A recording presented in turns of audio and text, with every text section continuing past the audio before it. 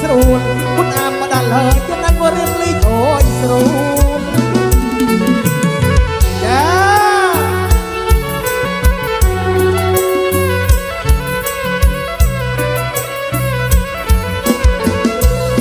โชคเอ้ยมาไหนเว้ยโชคเรือมโชคเอ้ยมาไหนเว้ยโชคเรือมไตสักเจ็บปวดอ้อยละละและไตสักเจ็บปวดอ้อยละละปวดมือมาไหนเฮ้ยเต้าเฮ้ยปิดยามาไหนเฮ้ยปิดกระดารับอ้อยละละยันไหนก็ทุกคนหรือเฮ้ยรับอ้อยละละกระทะบุญน้ำบดดันเฮ้ยขอเสียงหน่อยครับ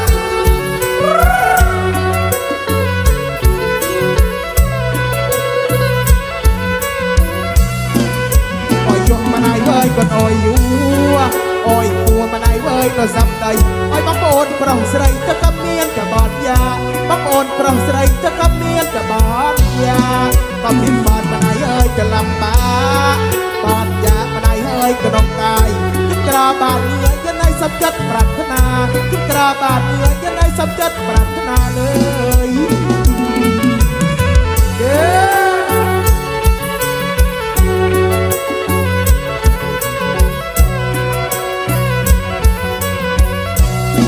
สู้เฮ้ยมาไหนเฮ้ยก็เดียงสู้สู้เฮ้ยมาไหนเฮ้ยก็เดียงสู้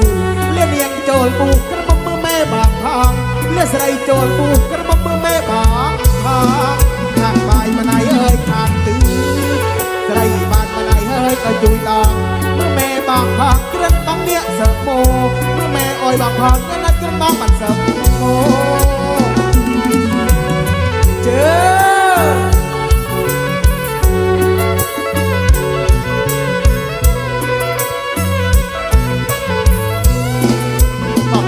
ยันเอยบางโปร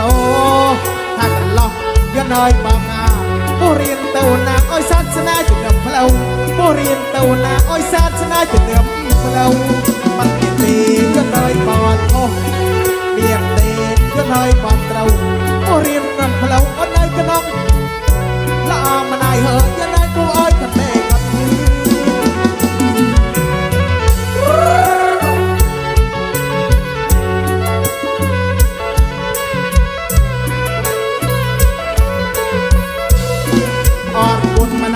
จะไม่รู้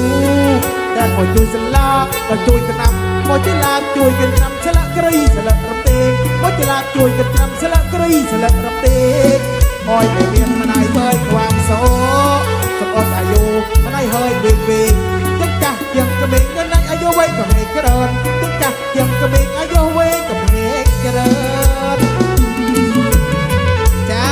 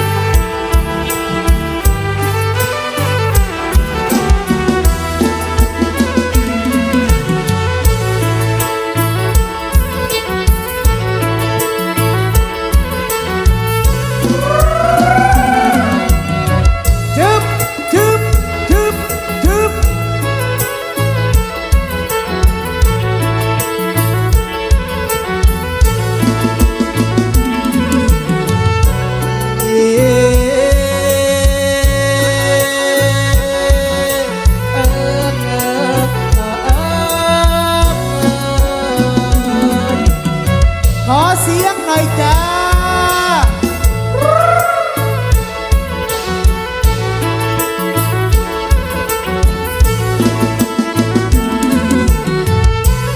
ประทับกับผมมาไหนเว้ยเจ้าแม่มาอายจับว่าไอ้ใส่มาไหนเว้ยปรางเติ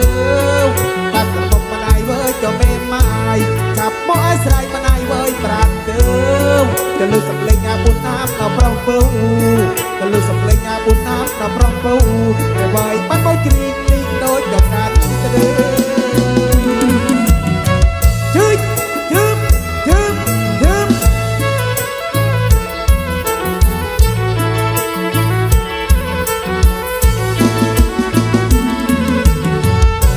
เ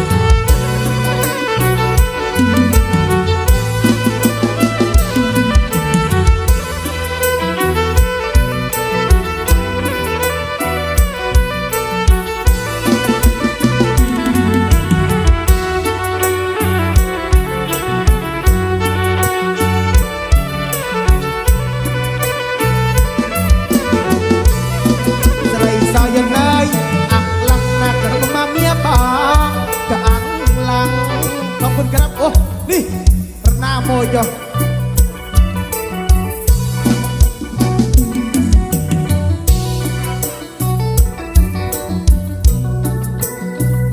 ขอบคุณรางวัลน้ำใจจากคุณแม่ด้วยกันเลยกันครับผม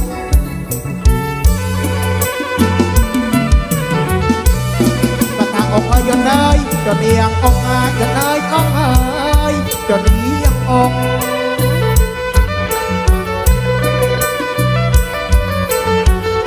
ประทาอกเอ้ยยนเอ้ยจนเอียงอกอายยนเอ้ยอกเอ้ยจนเอียงอกประทาตะไคร้ยนเอ้ยก็เอียงอกประทาตะไคร้ยนเอ้ยก็เอียงอกยนเอ้ยเลียงอกนอกกระนกโอรเลียงอกนอกกระนกมาโอรกระโกนจากยนเอ้ยก็ยุ่งฉลองยนเอ้ยตรุยางก็ยุ่งจมูก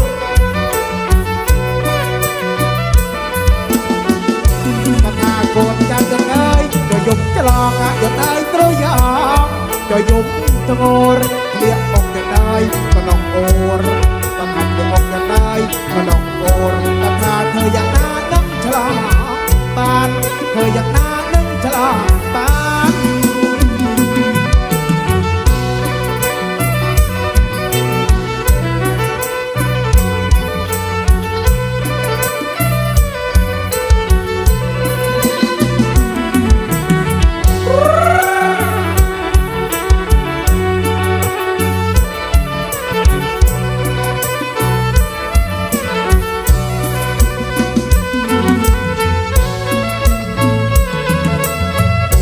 แจ๊